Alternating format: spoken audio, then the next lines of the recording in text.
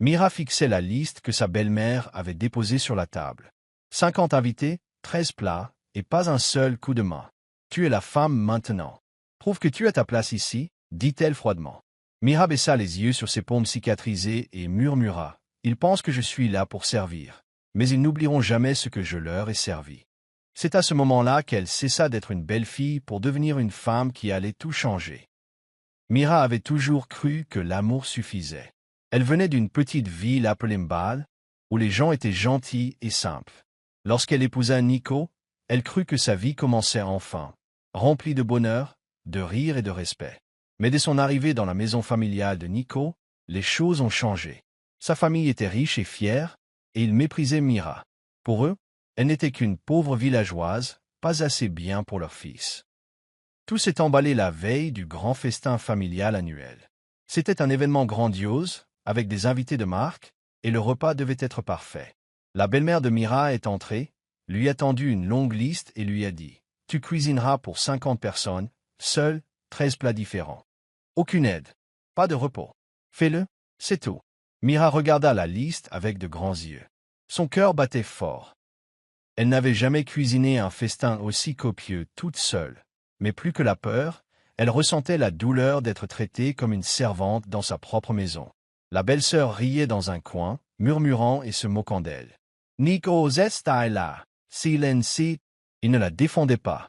Il ne les arrêta pas. Il ne la regarda même pas. À cet instant, Mira comprit que ce n'était pas seulement une question de nourriture. C'était une épreuve, une façon cruelle de la briser. Mais au lieu de pleurer, elle prit une grande inspiration et se dirigea vers la cuisine. Ses mains lui faisaient déjà mal à force de nettoyer et de couper toute la semaine. Mais elle ne s'arrêta pas. Elle se dit, « Ils pensent que je suis là pour les servir, mais ils n'oublieront jamais ce que je sers. » Et là, le feu dans son cœur brûla plus fort que celui du poêle. Alors que le ciel était encore sombre et calme, Mira était déjà levée. Il était 3 heures du matin. Toute la maison dormait, mais elle était dans la cuisine, ses mains s'agitant rapidement. Elle commença par hacher des oignons, piler des épices, laver la viande et préparer chaque ingrédient avec soin. Ses yeux étaient fatigués et son dos douloureux. Et ses mains étaient douloureuses. Mais elle continuait, personne ne pouvait l'aider. Personne pour lui offrir un verre d'eau. Elle était seule dans cette grande cuisine. Mais elle n'était pas faible. Ils pensaient qu'elle allait pleurer, s'effondrer, voire s'enfuir. Ils ignoraient quel genre de fille était Mira. Ses belles-sœurs se tenaient sur le balcon, au-dessus, buvant du thé et riant. Ils la regardaient comme si c'était un spectacle. Elle plaira avant midi, murmura l'un d'eux. Un autre rit et dit, elle ne tiendra pas jusqu'au déjeuner. Ils trouvaient cela drôle. Pour eux, c'était un jeu, une tradition pour tester la nouvelle mariée. Mais pour Mira, c'était quelque chose de plus profond. C'était l'occasion pour elle de leur révéler qui elle était vraiment.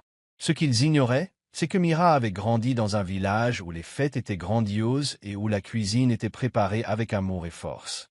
Depuis son adolescence, elle avait aidé à cuisiner pour des centaines de personnes. Elle savait gérer les grands repas. Elle savait gérer le temps, les saveurs et le feu. Pendant qu'ils riaient, elle calculait. Elle ne se contentait pas de cuisiner. Elle planifiait mentalement. Elle savait quel plat prenait le plus de temps, lequel avait besoin de repos et lequel impressionnerait le plus les invités. Elle restait calme. Elle travaillait avec concentration. Chaque bruit de hachage, chaque grésillement de la casserole, chaque cuillère qu'elle remuait avait un but.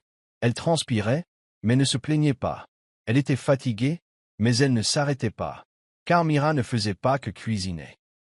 Elle construisait quelque chose. Chaque heure passée dans cette cuisine n'était pas pour eux. Elle était pour elle. Pour prouver qu'elle n'était pas venue quémander une place dans la famille. Elle était venue pour créer son propre espace. Et même s'ils avaient tenté de briser son esprit avec cette soi-disant tradition, ils ne se rendaient pas compte qu'ils lui avaient offert la scène idéale pour briller. Elle n'a pas crié. Elle n'a pas discuté. Elle a juste cuisiné. Doucement. Fort.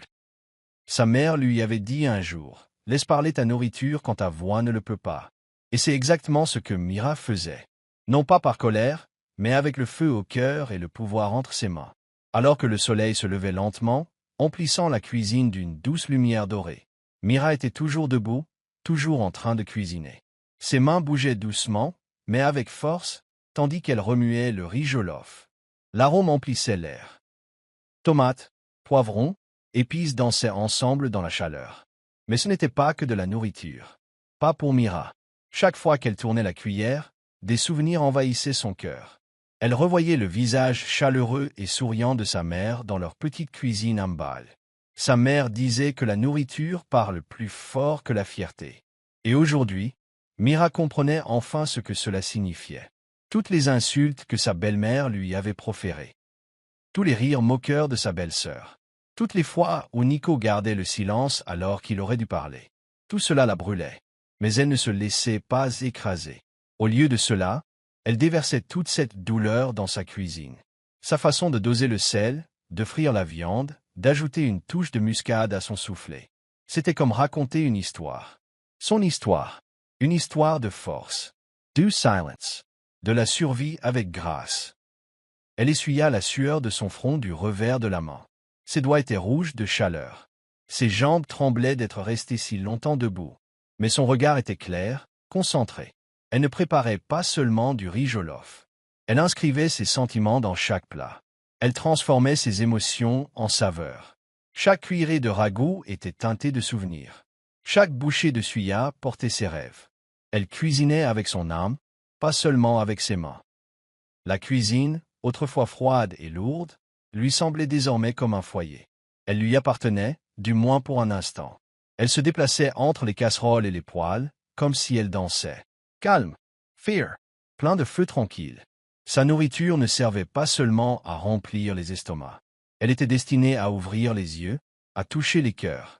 Peut-être même qu'elle changerait d'avis. Ceux-là même qui la méprisaient goûteraient bientôt quelque chose d'inoubliable. Et ce ne serait pas seulement des tomates ou du poivron. Ils goûteraient Mira, tout entière. Elle n'avait pas besoin d'applaudissements. Elle n'avait pas besoin d'éloges. Tout ce dont elle avait besoin, c'était d'une chance d'être vue. Vraiment vue. Non pas comme la villageoise tranquille mariée à un membre d'une famille riche, mais comme la femme qui apportait la magie à la table. Ainsi, à chaque agitation, à chaque pincée d'épices, Mira cuisinait non pas pour l'approbation, mais pour le pouvoir. Un pouvoir discret. Le pouvoir d'une femme. Le genre de pouvoir qu'on ne crie pas. Le genre de repas que l'on ressent profondément à chaque bouchée. Le festin commença lentement. Les longues tables devant la maison familiale furent enfin remplies. Les invités étaient assis. Souriants. Bavardant. Prêts à manger. Ils ne savaient pas qui avait cuisiné. Ils pensaient que ce serait juste un autre repas de famille. Rien de spécial. Mais dès que les premières assiettes ont atterri sur la table, l'ambiance a commencé à changer. Les gens ont regardé leurs assiettes. Des choux dorés à l'intérieur crémeux. Du suya brillant d'un glaçage sucré à la mangue. De la soupe igousie au parfum fumé et riche. Une à une, les cuillères entrèrent dans les bouches. Puis tout changea. Au début, ce fut le silence. Un silence profond et curieux. Les gens clignaient des yeux. Ils mâchaient lentement. J'ai regardé autour de moi. Quelqu'un a haussé un sourcil. Un autre a pris une deuxième bouchée. Plus vite cette fois. Puis vinrent les murmures. Ce suya. C'est différent. Qui a cuisiné ça? Les igousis. Ça a le goût du feu de bois et de l'amour. Ce puf-puf. Est-ce qu'il y a de la crème de coco à l'intérieur? Les têtes se tournèrent. Des murmures emplirent l'air. Le silence se brisa. Et à sa place survint quelque chose de puissant. La loanfe. Tout le monde parlait maintenant. Souriant. Riant.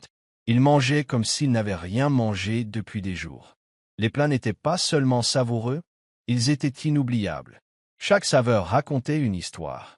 L'histoire de quelqu'un qui avait cuisiné avec tout son cœur. Puis quelqu'un a posé la question assez fort pour que les autres l'entendent. Qui a préparé ce plat? La question flottait dans l'air comme un battement de tambour. La belle-mère de Mira, fièrement assise au bout de la table, se figea. Sa cuillère s'immobilisa en plein vol. Elle ne répondit pas. Son visage changea. Surprise. Puis la confusion. Puis quelque chose proche de la peur. Elle s'attendait à l'échec de Mira. Elle avait prévu que Mira serait gênée, voire pleurerait. Mais maintenant, la lumière se déplaçait. Tous les regards se tournaient autour d'eux, à la recherche du chef mystère. Et Mira, debout au fond, toujours dans son tablier, les mains légèrement brûlées, le visage fatigué, mais les yeux brillants. Ses belles-sœurs, celles-là même qui s'étaient moquées d'elle quelques heures auparavant, étaient maintenant assises, silencieuses, trop abasourdi pour parler. Il n'avait pas imaginé cela. Il ne pensait pas que la villageoise puisse faire quelque chose d'aussi beau, d'aussi parfait. Même Nico, qui était resté silencieux toute la journée, regardait Mira avec un regard nouveau, un regard qui la voyait enfin telle qu'elle était. Pas seulement sa femme, pas seulement la fille de Montbal, mais la femme qui venait de réduire au silence une salle pleine de gens fiers. Avec de la nourriture. Mira n'avança pas. Elle n'en avait pas besoin. Sa nourriture avait déjà parlé, et tout le monde l'écoutait. Le maire de la ville était assis à la table d'honneur, savourant tranquillement le repas comme tout le monde. Au début, il resta silencieux. Il prit de petites bouchées, hochant lentement la tête, le visage sérieux. Mais il goûta ensuite le curry à la noix de coco. Il s'arrêta net. Il posa sa cuillère, se redressa et regarda autour de lui avec de grands yeux. Tous ceux qui se trouvaient à proximité remarquèrent le changement sur son visage. Il se releva lentement en s'éclaircissant la gorge. Le silence retomba dans la salle. « Qui a préparé ce repas ?» demanda le maire d'une voix forte, en brandissant son assiette de curry. « Qui est le chef derrière cette magie ?» Les gens regardèrent autour d'eux. Tous les regards se tournèrent vers Mira, qui se tenait silencieusement au fond, toujours en tenue de cuisine, hésitant à s'avancer. Mais quelqu'un la désigna du doigt. Puis un autre. Finalement, Mira fit un petit pas en avant. Son cœur battait fort. Ses doigts étaient encore rouges à force de couper et de frire. Mais elle s'avança lentement vers le maire. Lorsqu'elle fut proche, celui-ci sourit et lui tendit la main. « Jeune fille, vous êtes vraiment douée, » dit-il. « Ce n'est pas seulement de la nourriture. C'est de l'art. » Mira lui serra timidement la main, incrédule. Puis, devant tout le monde, le maire a sorti sa carte de visite et la lui a tendue. « Je veux que vous organisiez le mariage de ma fille, » a-t-il dit. « Contrat complet. Donnez votre prix. » La salle a explosé d'applaudissements. Les gens se sont levés, acclamant, souriant, criant des mots de soutien. Les yeux de Mira se remplirent de larmes. Elle n'avait jamais imaginé un tel moment. Et Nico?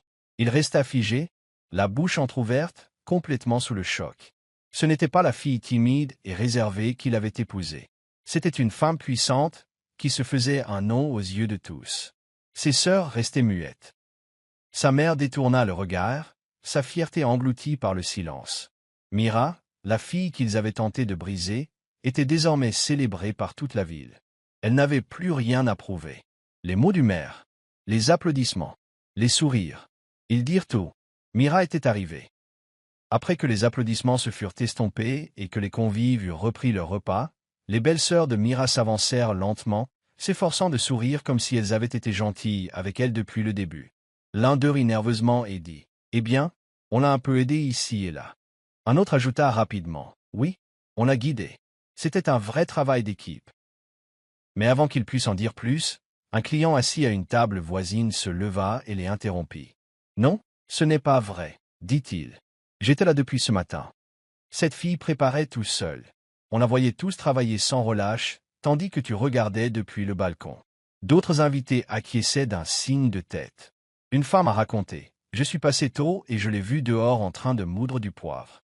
Ses mains tremblaient, mais elle a continué. Personne ne l'a aidée. Les belles sœurs n'avaient rien à dire. Leurs sourires s'effacèrent rapidement et elles baissèrent les yeux, faisant semblant d'être occupées avec leur boisson. Mira, silencieuse, les observait. Elle n'eut pas besoin de dire un mot. Tout le monde savait déjà la vérité. Sa belle-mère, restée silencieuse jusqu'alors, parla enfin. Sa voix était froide, son visage figé. « Bon, peut-être qu'elle a juste eu de la chance aujourd'hui. » dit-elle en essayant de paraître calme. Mais ses paroles étaient creuses, et tout le monde le savait. Mira la regarda Comet. Elle ne répondit pas. Ce n'était pas nécessaire. Les assiettes vides, les applaudissements, les louanges du maire, tout avait déjà parlé en sa faveur.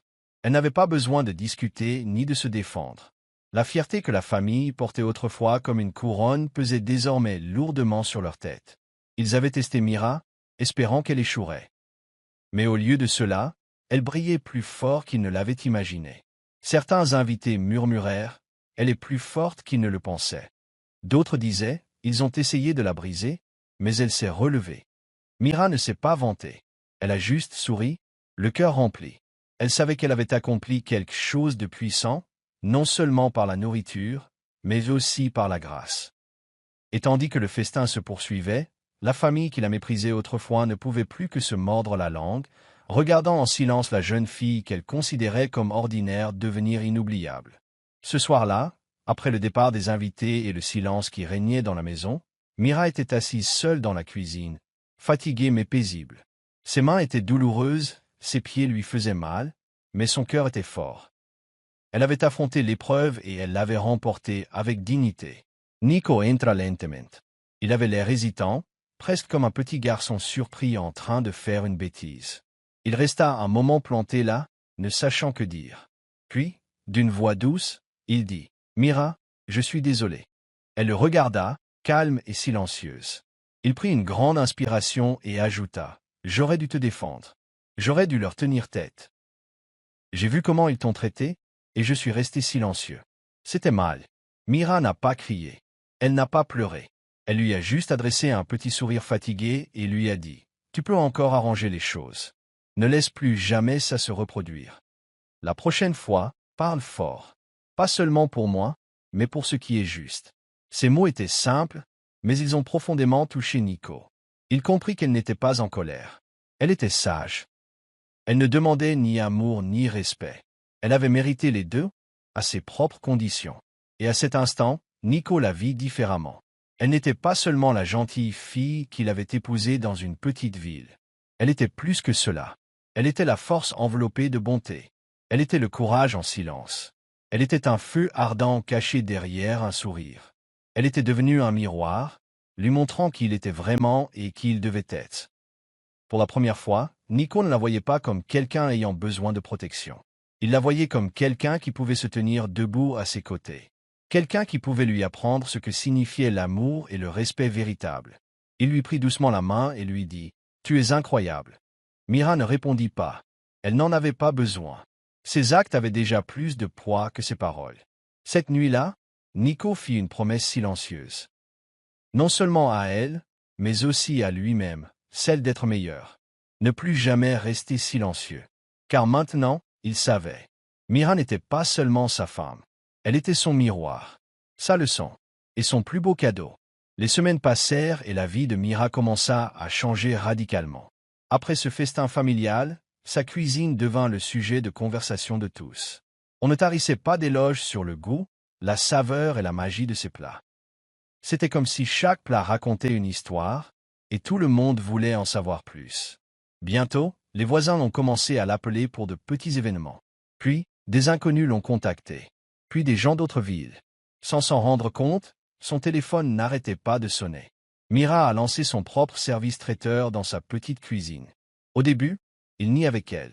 Un poêle. Et beaucoup de cœur. Mais les commandes continuaient d'arriver. Anniversaires. Mariages. Cérémonies de baptême. Tout le monde rêvait de la femme qui cuisinait comme une poète. Ses plats faisaient sourire, rire, et même pleurer de joie. Il y avait quelque chose de spécial dans sa cuisine. Quelque chose de profond. Ce n'était pas seulement les ingrédients. C'était son histoire, sa force, son amour. Un jour, un producteur de télévision, qui avait goûté sa cuisine lors d'un mariage, l'appela. Il lui a dit « Mira, nous voulons que tu cuisines en direct à la télévision. » Au début, elle était nerveuse. Elle n'avait jamais été devant les caméras. Mais ensuite, elle se souvint de ce qu'elle avait vécu. Des moqueries, de longues heures, Deutsch Rules, larmes de saletoth. Et elle sourit. Si elle survivait à ça, elle pourrait tout faire. Le jour du spectacle, elle portait un tablier blanc immaculé avec son nom brodé en lettres dorées, Chef Mira. Lorsque les caméras tournaient, elle ne se contentait pas de cuisiner. Elle partageait son parcours. Elle évoquait les paroles de sa mère, le test de ses beaux-parents, et comment la nourriture l'a sauvée. Partout au pays, les gens l'ont regardé, les larmes aux yeux et le sourire aux lèvres. Peu après, ses pages sur les réseaux sociaux ont explosé. Les commandes ont doublé, puis triplé. On a commencé à la considérer non seulement comme une chef, mais aussi comme une source d'inspiration. Des jeunes filles de petits villages lui ont envoyé des messages du genre « Tu m'as fait croire que je pouvais faire quelque chose moi aussi. » Son histoire a été partagée en ligne à maintes reprises.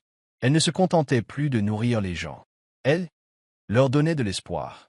Désormais, la petite cuisine de Mira était devenue l'atelier de ses rêves. Elle a embauché des aides.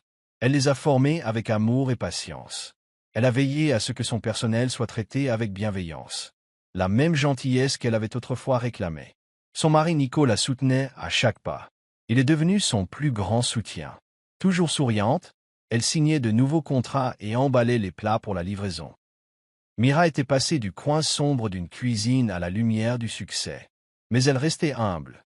Elle remerciait encore sa mère dans ses prières.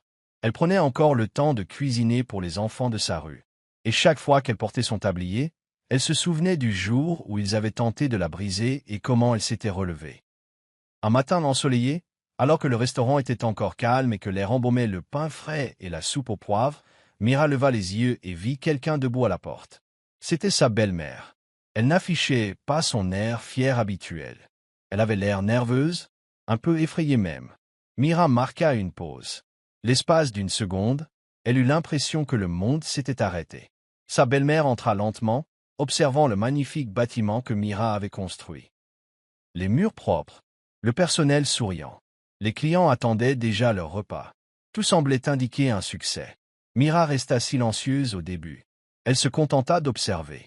Puis sa belle-mère s'arrêta devant elle et prit une grande inspiration. « J'avais tort, dit-elle. Sa voix était douce, comme celle de quelqu'un qui se libère enfin d'un poids. Je t'ai jugé. J'ai douté de toi. Mais toi, tu es plus que suffisant. » Mira ne souriait pas, mais son regard était calme. Elle hocha doucement la tête et désigna une table près de la fenêtre. « Asseyez-vous, s'il vous plaît. » Sa belle-mère s'assit silencieusement, serrant toujours son sac, comme si c'était la seule chose qui l'empêchait de s'effondrer. Mira alla dans la cuisine. Elle ne se précipita pas. Elle prépara soigneusement le même plat qu'elle avait cuisiné pendant le festin. Celui qui avait fait taire tout le monde. Celui qui avait tout déclenché. Le suya au miel de mangue, l'igusi avec une touche fumée. Et des choux à la crème. Elle les déposa délicatement sur un plateau et le sortit. Elle posa la nourriture sur la table et dit « Goûtez-la encore, mais cette fois sans amertume. » Sa belle-mère regarda la nourriture. Puis Mira. Ses yeux se remplirent de larmes. Mais elle ne dit pas un mot. Elle prit la cuillère et prit une bouchée. Puis une autre. Et encore une autre. À mi-chemin, les larmes finirent par s'échapper et roulèrent sur ses joues. Elle pleura en silence.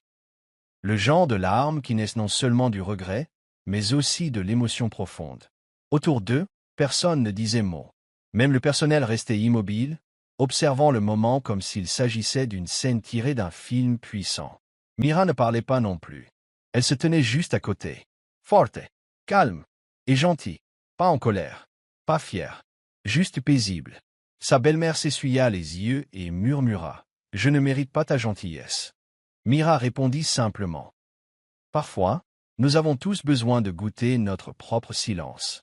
La vieille femme hocha lentement la tête, puis prit une autre cuillerée, comme si elle essayait de ravaler sa culpabilité à chaque bouchée.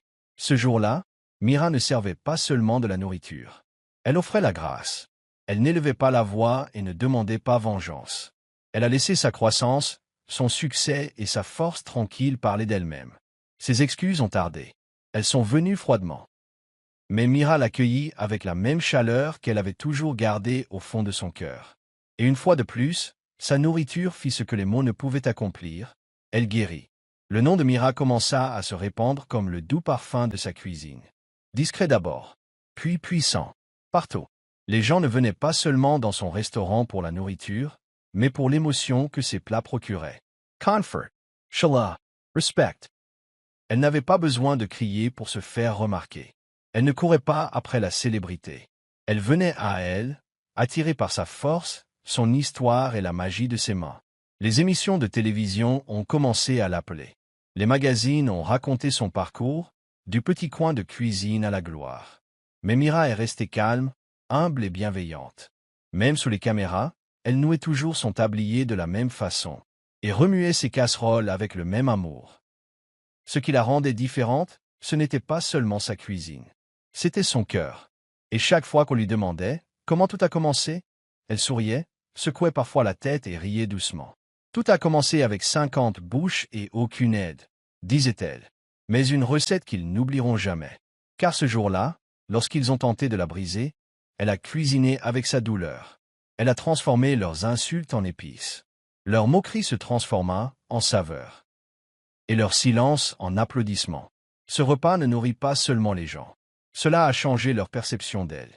Désormais, elle ne se contentait plus de préparer des repas. Elle donnait des cours. Elle a enseigné à tous ceux qui ont entendu son histoire que les personnes discrètes ne sont pas faibles, que ceux qui servent avec amour sont plus forts que ceux qui dirigent avec haine, et que le véritable respect n'est pas exigé, c'est mérité. Une assiette à la fois, Mira était devenue plus qu'une chef. Elle était un symbole, un feu silencieux qui ne brûlait pas, mais réchauffait le monde. Et chaque fois qu'elle levait sa cuillère, elle rappelait aux gens une vérité. Le vrai pouvoir n'a pas besoin d'être bruyant. Il faut juste que ce soit réel.